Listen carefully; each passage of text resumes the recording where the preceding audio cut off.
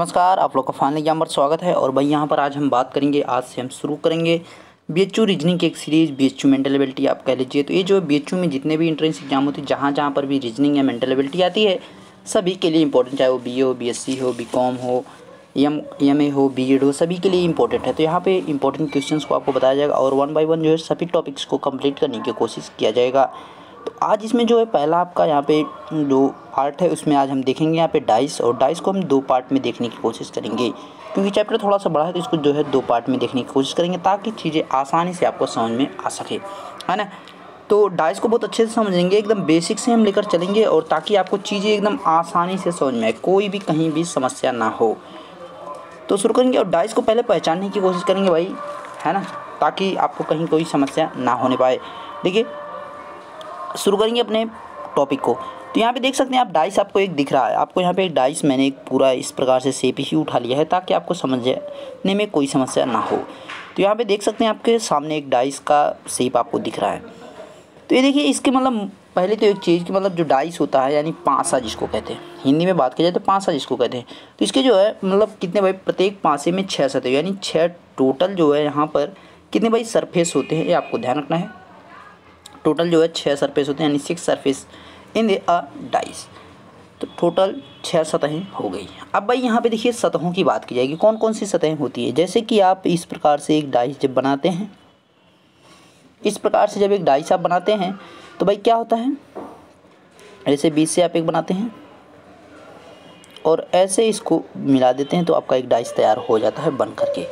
Okay, अब क्या करेंगे इसमें भाई, यहाँ पे देखिए ये आपका एक फ्रंट वाला, ये सामने वाला है, इसको मैं जिसको वाइड से कर रहा हूँ, ये सामने वाली सतह आपकी है, ये सामने वाली सतह है। अब भाई इसके सामने की एक पीछे वाली ये सतह आपको दिख रही होगी, ये पीछे वाली सतह, ये पीछे वाली सतह, इसको मैं रेड से दिखाने की कोशिश करूँगा। ये पीछे वाली जो सतह है, ये आपका एक सतह है उसके विपरीत, यानी एक सतह ये होगी, एक पीछे वाली सतह होगी, ये 2 सतह होंगी, एक ऊपर वाली सतह, एक नीचे वाली सतह होगी, एक आपका भाई इधर की आपकी लेफ्ट साइड की, तो एक राइट साइड की होगी, यानी टोटल 6 सतहें होती हैं।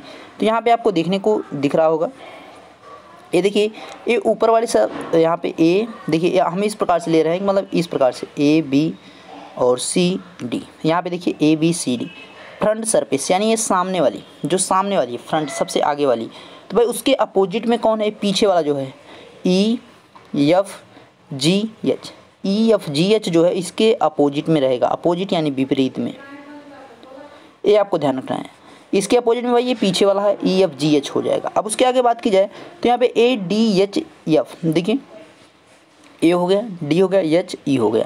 तो A D H E top surface, यानी जो ऊपर वाली सतह है, ऊपर वाली की बात की जा रही है। तो इसके नीचे जो है भाई कौन सी है, बी एफ जी सी, या बी सी जी एफ भी कह सकते हैं, बी सी जी एफ भी इस प्रकार से भी पढ़ सकते हैं।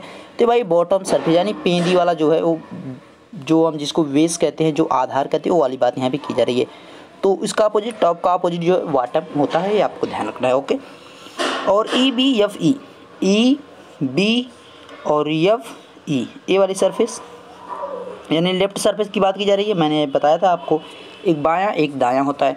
तो लेफ्ट सरफेस की बात की जाए, लेफ्ट जो हमारी बाईं सतह है उसके विपरीत कौन भाई, दाईं सतह हो जाएगी, यानी राइट साइड की सतह हो जाएगी, कौन सी है, डी सी जी एच हो जाएगी, ये आपको ध्यान रखना है। ओके, तो ये चीज़ें भाई आपको एकदम पता रहनी चाहिए, जो कि सिंपल सी चीज़ें हैं। ओके, ये चीज़ें आपको कहीं नहीं बोलना चाहिए। आप एक प्रकार डाइस जब लेंगे, जो गाँव में पासा वगैरह मतलब जो लूडो खेलते हैं, वही जो है सिंपल आपका एक डाइस देखने को मिल जाएगा। अब देखिए, कुछ चीज़ें और होती हैं जिन्हें हमें पहचानना होता है। जैसे कि आपके पास एक साधारण पासा होता है, एक मानक पासा होता है। साधारण पासा कौन होता है, मानक पासा कौन होता है, उन चीज़ों को हम पहचानने की यहाँ पर कोशिश करेंगे। ठीक है भाई, साधारण पासा और मानक पासा, स्टैंडर्ड डाइस, और यहाँ पे नॉन स्टैंडर्ड डाइस हम उसको कह सकते हैं, यानी सिंपल डाइस भी उसको कह, साधारण जो पासा होगा, और स्टैंडर्ड डाइस यानी मानक पासा, दोनों चीज़ें आपको यहाँ पर ध्यान देना है। तो हम पहले जो है एक चीज़ यहाँ पे समझते हैं, पहले मानक पासा को देखेंगे, स्टैंडर्ड पासा को। ये आपका हो गया मानक पासा। अब इसमें क्या खासियत है मानक पासा में, मानक पासा की खासियत क्या होती है भाई, इसके जो विपरीत जो हमारा लूडो होता है, कि जब भी आप देखते होंगे एक आता है तो उसके अपोजिट में जो है 6 रहेगा, मतलब उसके अगल बगल में 6 नहीं रहेगा, उसके मतलब नीचे साइड में 1 रहेगा। यानी अगर एक ऊपर आ गया तो 1 के विपरीत में 6 आएगा, और 6 के विपरीत में 1 आएगा, तब हमारा क्या होगा भाई, मानक पासा यानी स्टैंडर्ड डाइस होगा। स्टैंडर्ड डाइस हो जाएगा। ये चीज़ आपको ध्यान रखना है, जब भी एक ऊपर आया और 6 जो है उसके अड़ोस पड़ोस में ना हो। यानी भाई यहाँ पे होता क्या है कि जब अपोजिट सतह, जो विपरीत सतहें होती हैं उनका योग, यानी जो अपोजिट सरफेस होती है उनके टोटल जो सम ऑफ होता है, तो अगर 7 होता है तो वहाँ पे क्या होगा, वो हमारा जो है स्टैंडर्ड डाइस होगा, अन्यथा वह नहीं होगा। और does not it's a standard dice. अगर यहाँ पे 1 है तो इसके जस्ट अपोजिट में 6 हो जाएगा। अगर भाई यहाँ पे देखें, अगर यहाँ पे 2 आ गया तो 2 के विपरीत में क्या हो सकता है, 5 हो सकता है, और 5 के विपरीत में 2 हो सकता है। ये आपको ध्यान रखना है। अगर यहाँ पे 3 हो जाए तो 3 के विपरीत में क्या हो सकता है, 4 हो सकता है, और 4 के विपरीत में 3। ये भाई किसका, मानक पासे का, स्टैंडर्ड डाइस का। ये आपको ध्यान रखना है। अब यही उल्टा जस्ट होगा, जो हमारा साधारण वाला होगा उसका कैसा होगा, अभी देखिए दोनों चीज़ें आपको समझाई जाएगी। अब साधारण वाले में क्या होगा भाई, देखिए जो साधारण वाला रहेगा उसमें क्या होगा कि जो पड़ोसी सतहें होंगी उनका ही योग जो है 7 हो जाता है। जैसे कि अगर यहाँ पे 5 रहे और यहाँ पे 2 और यहाँ पर 4, तो देख सकते हैं पड़ोसी सतहों का जब योग होता है, यानी जो नेबर्स हमारी जो सरफेस होती है उनका अगर योग जो है सम ऑफ जो है 7 हो गया, तो आपका क्या हो जाएगा भाई, ये आपका सिंपल डाइस हो जाता है। ये देखिए, ये हो गया आपका सिंपल डाइस। इसमें और इसमें दोनों में अंतर है।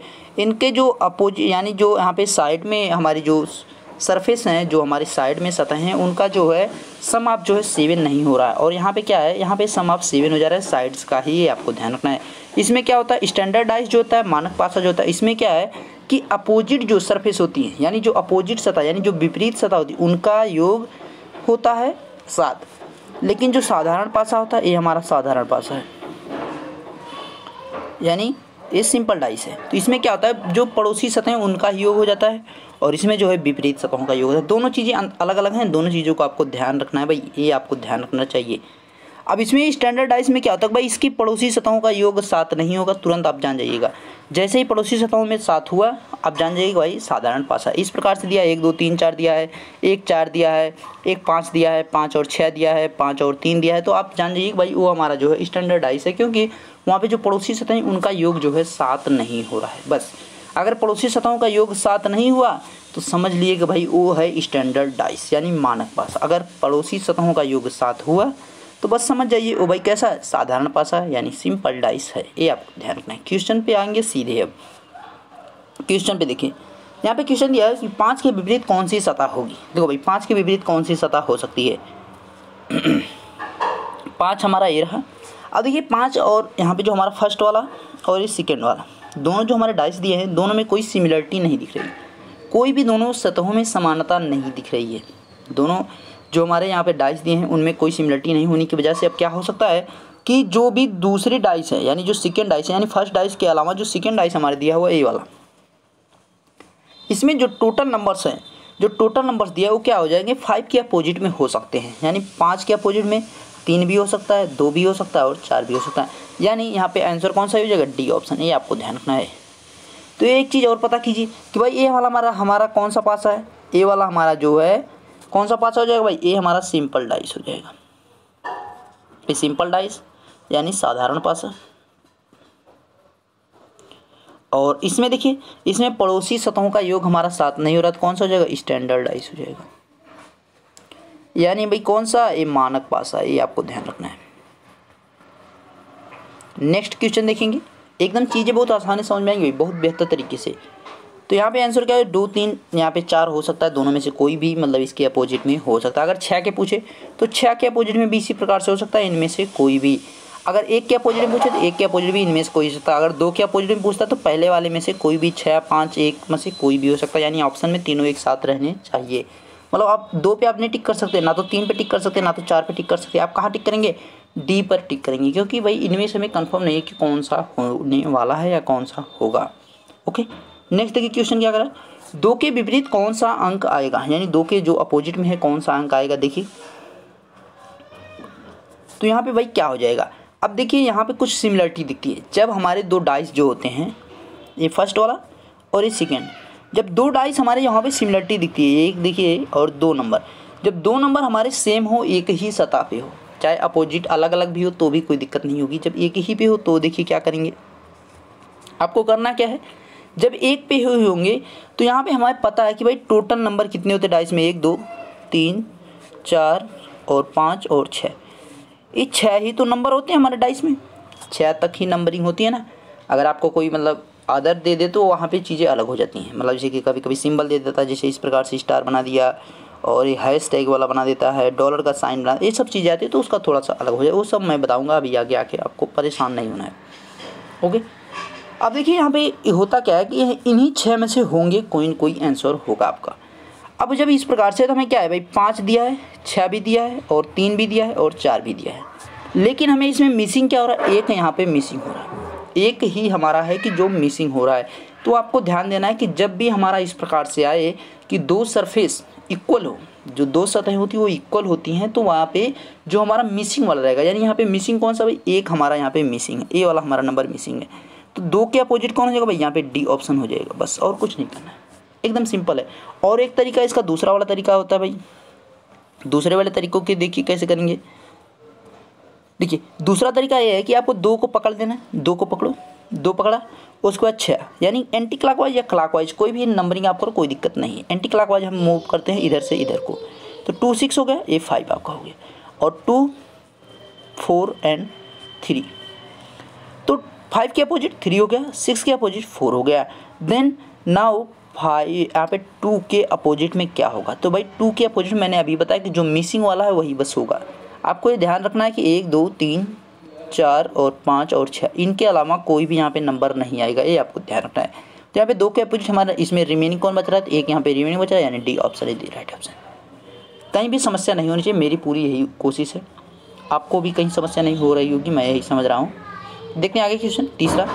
एक पासे की 2 इसके नीचे दी गई हैं, मतलब 2 स्थितियाँ जो है इसके नीचे दी गई हैं, 2 स्थितियाँ यहाँ पे कहने का मतलब है, जब नीचे की सतह 4 हो, जब नीचे की सतह 4 हो तो ऊपर की सतह पर क्या होगा। देखिए भाई नीचे की सतह पर दिखा रहा है कि भाई 4 जब होगा तो ऊपर की सतह पर क्या अंक होगा। देखिए इसको कैसे करेंगे, पहले आपको पता करना है कि भाई यहाँ पर हमारा 4 है कहाँ पे, 4 आपको दिख रहा है डाइस में, नहीं दिख रहा है, तो क्या होगा भाई, कैसे उसको करेंगे। देखिए यहाँ पे सिमिलर आपको दिया है 1, दोनों सिमिलर दिया है 1। अब क्या करिए, आप चाहे एंटी क्लॉकवाइज या क्लॉकवाइज आप मूव करा दीजिए, क्लॉकवाइज या एंटी क्लॉकवाइज जैसे भी आपकी इच्छा बने वैसे आप इसको मूव कराइए। तो आप कैसे मूव कराना चाह रहे हैं वो आपके ऊपर है, कोई दिक्कत नहीं। अगर आप मतलब देखिए आपको चीज़ें कुछ नहीं करना है। देखिए अब इसमें जो है 3 दिया है, 2 दिया है, 5 दिया है, 6 दिया है, आपको एक इसमें मिसिंग है, कौन है 4 है, तो डायरेक्टली आंसर भी 4 हो जाएगा।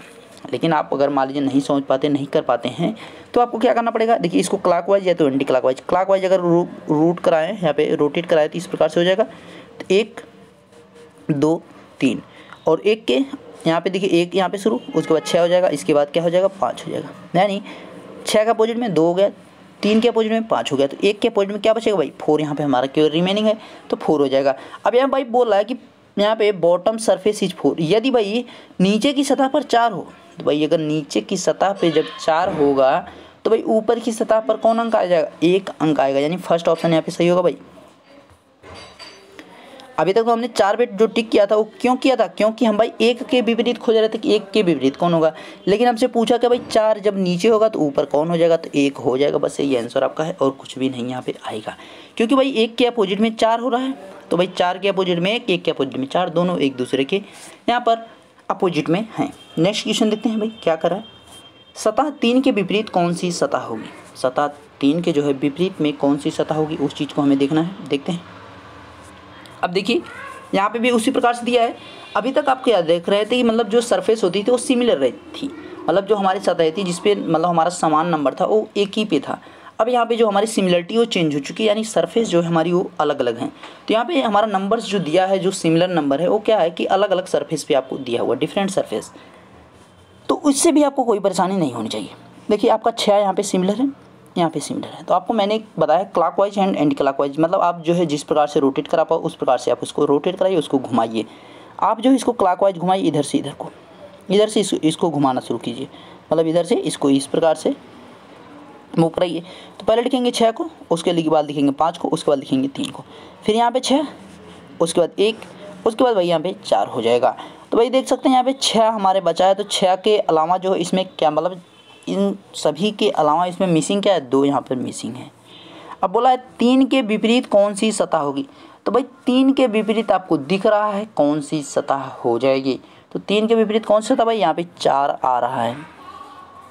आपको 6 के विपरीत भी निकालने थे, मतलब क्वेश्चन नहीं पूछ रहा, लेकिन आपको ये चीज़ें समझ में आ जानी चाहिए भाई। 6 के विपरीत क्या आ जाएगा, 5 के विपरीत क्या आ जाएगा, 3 के विपरीत क्या आ जाएगा। देखिए भाई 3 के अपोजिट में 1 आ गया, 1 के अपोजिट में 5 आ गया, 3 के अपोजिट में 4 आ गया, 4 के अपोजिट में 3 आ गया। एकदम क्वेश्चन आसान है जो कि आपको समझ में आ जाना चाहिए। नेक्स्ट देखते हैं 5वां क्वेश्चन है, दिए गए पासे के फलक 1 के विपरीत कौन सी संख्या है। मतलब 1 के जो है विपरीत अपोजिट साइड में जो है कौन सा सरफेस हो जाएगा, अपोजिट सरफेस कौन सा है, देखते हैं उसका कौन सा नंबर आएगा भाई, वो भी हमें पता चलेगा। तो यहाँ पे हमारा जो सिमिलर है उसको पकड़ो, 3 यहाँ पे आपको सिमिलर दिख रहा है जो कि अपोजिट सरफेस पे आपको दिया हुआ है। मतलब एक ही सरफेस में नहीं, डिफरेंट सरफेस है आपको दिया, अपोजिट सॉरी वहाँ पे डिफरेंट सरफेस है। तो यहाँ पे जो हमारा सिमिलर यहाँ पे नंबर दिया है वो अपोजिट ना होके वहाँ पे डिफरेंट सरफेस पे वो दिया हुआ है। तो देखिए क्या करेंगे, यहाँ से हम क्लॉकवाइज या रोटेट कराइए या तो एंटी क्लॉकवाइज, कोई दिक्कत नहीं है, जैसी आपकी इच्छा हो वैसे कराइए, लेकिन दोनों में एक ही जैसा कराना है। एंटी क्लॉकवाइज कराओ या क्लॉकवाइज, यानी वामावर्त या दक्षिणावर्त कराओ, दोनों में एक ही जैसे आपको कराना है। दक्षिणावर्त मतलब क्लॉकवाइज, एंटी क्लॉकवाइज मतलब वामावर्त, यानी घड़ी के सुई के विपरीत दिशा में। देखिए 6 हम 3 से शुरू करेंगे, 3 6 और आपका क्या हो जाएगा भाई 1 हो जाएगा। नेक्स्ट में देखिए यहाँ पे क्या है 3 हो जाएगा और यहाँ पे 4 हो जाएगा और ये आपका 5 हो जाएगा।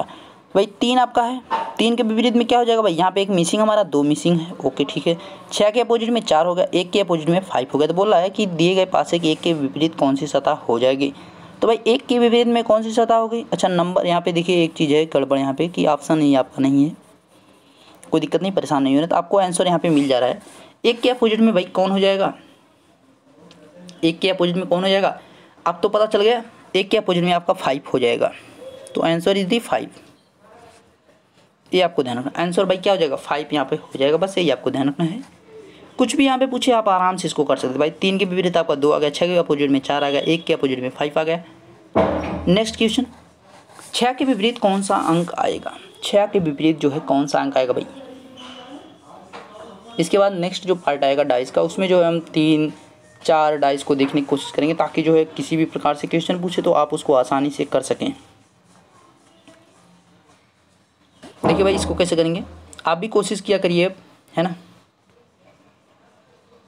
प्रैक्टिस सेट अभी चालू हो जाएगा, अभी परेशान ना होइए, प्रैक्टिस कुछ चीज़ें थोड़ा पढ़ लीजिए, उसके बाद प्रैक्टिस सेट शुरू किया जाएगा।